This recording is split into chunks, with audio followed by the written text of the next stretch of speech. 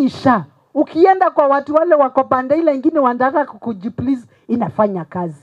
Tukikuja huku tukiangalia mahospitali, tukipigiwa masimu, kuna shida. Kuna shida na kuna shida. And will not run away from that reality.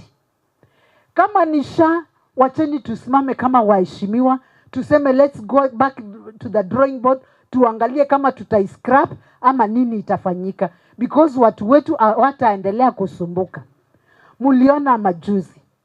Kwa hivyo sisi hatutaki kudanganywa ati tunaambiwa ati hospitali zenye zinafanya nini. Kwani hiyo system ilikuwa inafanya nini? Na hiyo system iligharimu wa Kenya over 10 billion Kenya shillings.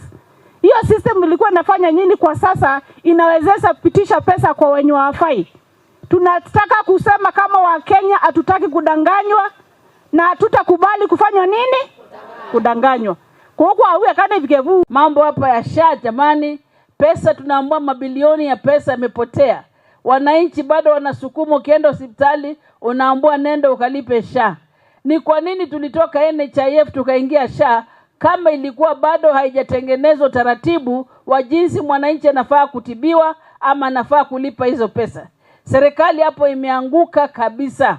President mwenyewe amesimama na akasema bunge, national government, we are the corrupt. Sijui corrupt.